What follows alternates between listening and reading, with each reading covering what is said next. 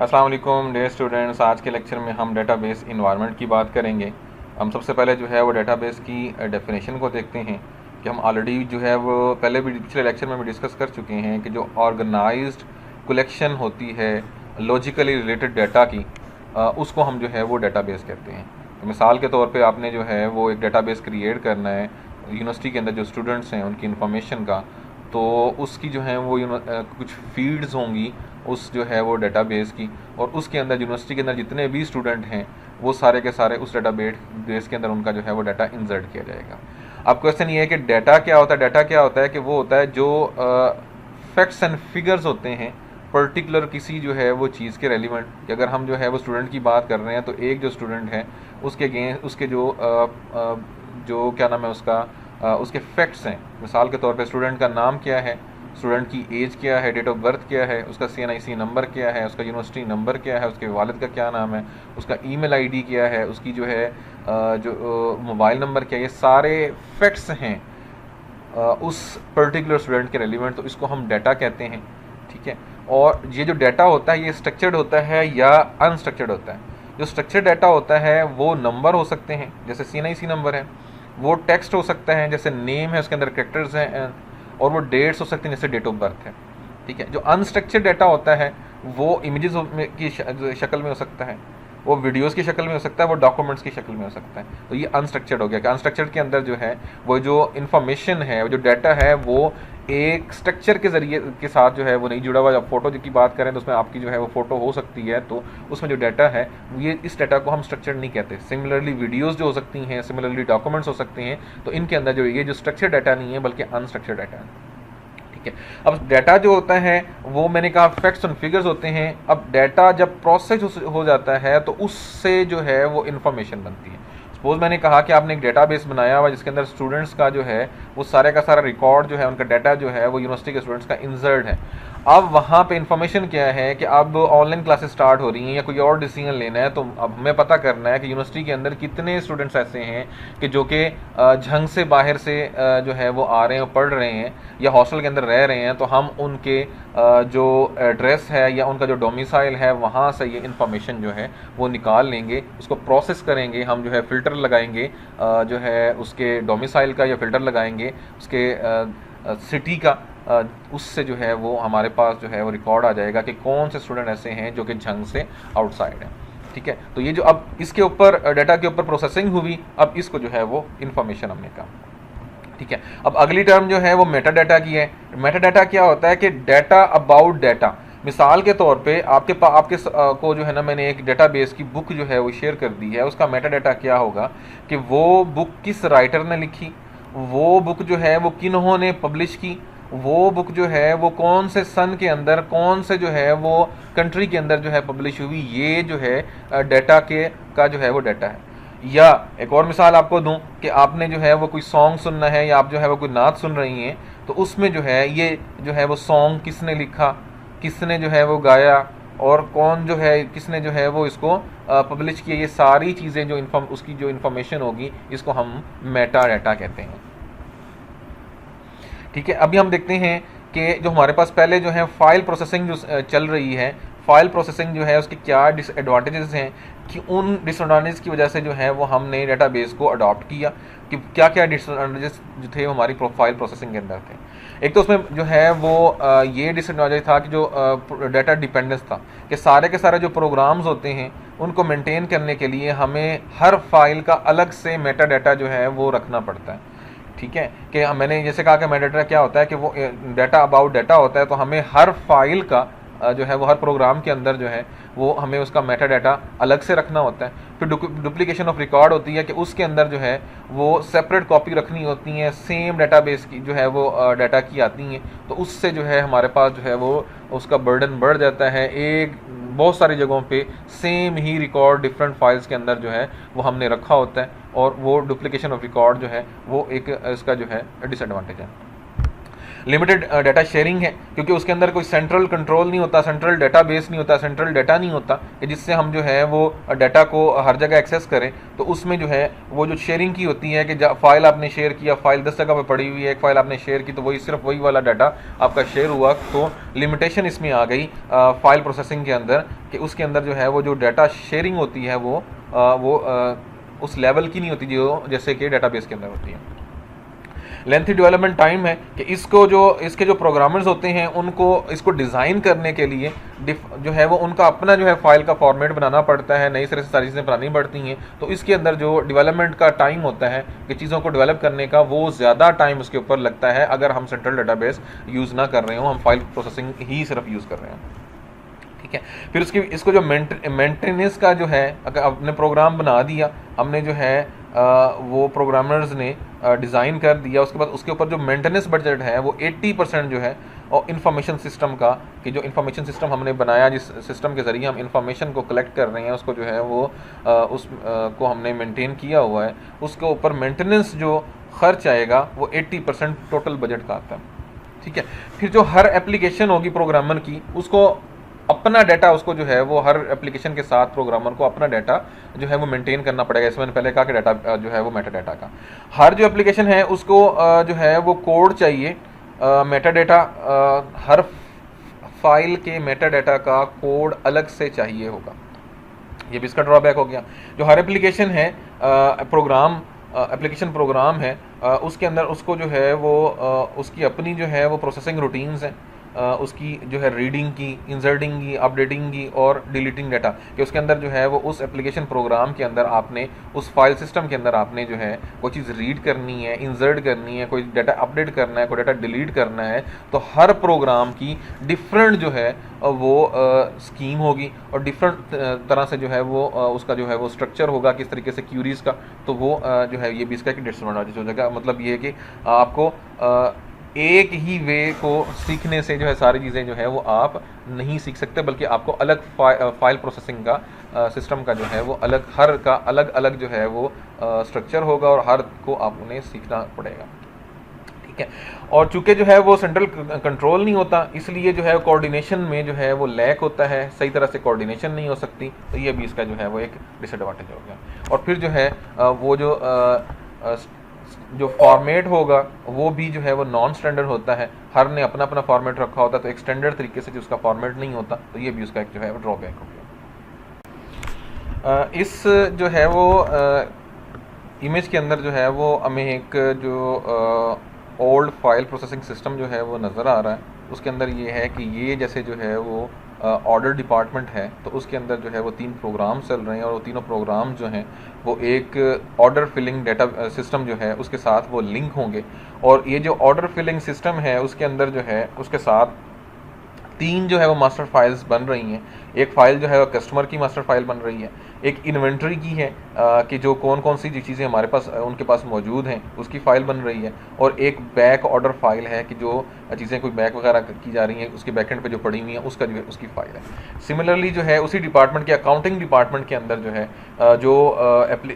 और सिस्टम चल रहे हैं, प्रोसेसिंग सिस्टम चल रहे हैं, उसके अंदर जो है प्रोग्राम ए और बी है, और वो जो है वो इनवाइसिंग सिस्टम के साथ जो है, और इनवाइसिंग सिस्टम और ऑर्डर फिलिंग सिस्टम जो है वो आपस में जो है वो लिंक नहीं है, वो सेंट्रलाइज नहीं है, वो अलग सा जो है वो सिस्टम है, वो अलग सिस्टम है। तो उसके अंदर भी जो है वो इन्वेंट्री की यहाँ अलग से जो है इन्वेंट्री प्राइसिंग की जो है वो फाइल बन रही है, और सेकेंडली जो है वो कस्टमर जो मास्टर फाइल है वो अलग से फिर दोबारा यहाँ पे बन रही है। तो यहाँ पे चीज़ें जो है वो रिपीट हो रही हैं, यहाँ पे डाटा जो है वो डुप्लीकेट अवेलेबल है। फिर अगेन आगे जो है वो पेरोल जो है वो डिपार्टमेंट है, उसकी जो प्रोग्राम्स हैं वो लिंक हैं पेरोल सिस्टम के साथ, और वो जो है पेरोल सिस्टम जो है वो एम्प्लॉय मास्टर जो फाइल है उसके साथ वो लिंक है। ठीक है, तो अब जैसे मैंने कहा कि यहाँ पे जो है इस सिस्टम के अंदर भी, इस फाइल सिस्टम के अंदर भी और इस फाइल सिस्टम के अंदर भी जो है वो जो कस्टमर मास्टर फाइल है वो रिपीट हो रही है, इसमें जो है वो डुप्लीकेट डाटा जो है वो बन रहा है। ठीक है, अब रिडेंडेंसी का जो है वो हम प्रॉब्लम्स को देखते हैं कि रिडेंडेंसी से क्या होता है। रिडेंडेंसी कहते हैं कि चीज़ों का एक से ज़्यादा जगहों पर पड़ा होना, ठीक है, हमें चीज़ जो है वो एक जगह रिक्वायर है, और अगर हम उसकी जो है एक्स्ट्रा कापियाँ, फजूल कापियाँ वहाँ पे पड़ी होंगी, तो उससे क्या होगा कि उससे हमारा जो स्पेस होगी उसका इशू होगा, वो हमें डुप्लीकेट डाटा में हमें ज़्यादा चीज़, मतलब बिलफर्ज अगर हमारे पास एक डाटा बेस जो है वो 1 GB का पड़ा हुआ है, और हमने उसका जो है वो एक रेप्लिका या उसका जो है वो एक और जगह पे उसका डुप्लीकेट पड़ा हुआ है और फजूल में पड़ा हुआ है, हमें जो रिक्वायर भी नहीं है, तो हमारी जो है वो हार्ड डिस्क हमारे सिस्टम के अंदर वो जो इतनी 1 GB की जो स्पेस है वो फजूल के अंदर जो है वो वेस्ट हो रही होगी। ठीक है, और फिर उसके अंदर जो है रिडंडेंसी जो है, डुप्लीकेशन का जो है वो एक और जो प्रॉब्लम है वो ये है कि इसकी जो मेंटेनेंस हेडेक होगी, कि जो चीज़ों को मेंटेन करना है, एक जगह पे मेंटेन करना है, वो एक जगह पे आपने किया तो एक जगह पे डाटा अपडेट हो गया, और सेकेंडली जगह पे जो है डाटा वो अभी अपडेट नहीं हुआ, तो आपको हर जगह पे जो है वो डाटा को अपडेट करना होता है। तो ये जो है उसकी मेंटेनेंस हेडेक जो होती है, उसकी सरदर्दी होती है, वो बढ़ जाती है। एक और जो बड़ा प्रॉब्लम है वो ये है कि डाटा चेंजेस, अगर आप एक फाइल जो है उसके अंदर डाटा चेंज करते हैं, दूसरे के अंदर आपने 4 जगह पर पड़ी हुई है, एक जगह पे आपने अपडेट कर दी, 3 जगह पे अपडेट करना भूल गए, तो उस पे जो है वो इनकन्सिस्टेंसी आ रही होती है कि डाटा कहीं अपडेटेड है कहीं नहीं है, तो आपके लिए जो है वो बहुत ज़्यादा इश्यूज आते हैं। ठीक है, और जो है इससे जो डाटा की इंटेग्रिटी होती है वो असरअंदाज होती है, और डाटा की इंटेग्रिटी ही मेन चीज़ है कि अगर डाटा आपका जो है वो इंटीग्रल ही नहीं है, डाटा की जो है ऑथेंटिसिटी ही नहीं है, वो जो है तो उसका जो है वो फिर सारा सिस्टम ही जो है वो गड़बड़ हो जाती है।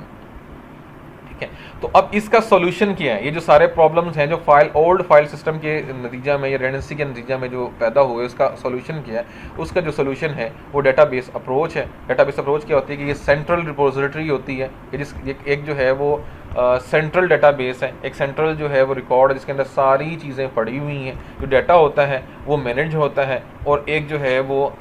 एजेंट के ज़रिए जो है वो सारे का सारा डाटा जो है वो कंट्रोल हो रहा होता है। ठीक है, और इसके अंदर क्या होता है कि डाटा आप बेशक 50 जगहों पे जो है वो उसको यूज़ कर रहे हैं, लेकिन वो पड़ा एक सेंट्रल जगह के ऊपर है जो कंट्रोल हो रहा है सिर्फ एक स्पेसिफिक एजेंट के ज़रिए। ठीक है, जो इसमें स्टोर होता है वो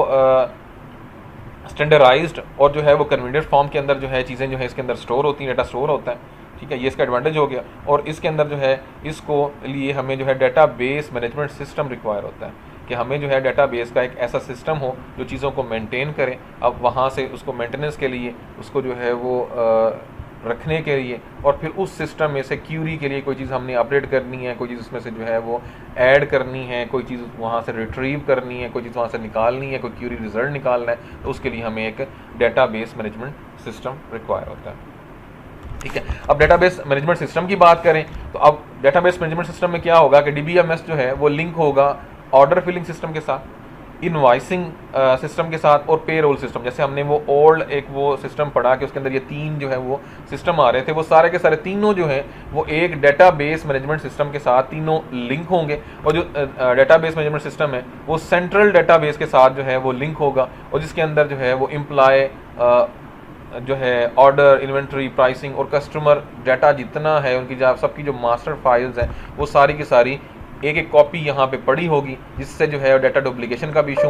हल हो जाएगा, और उससे जो है चीज़ें जो हैं वो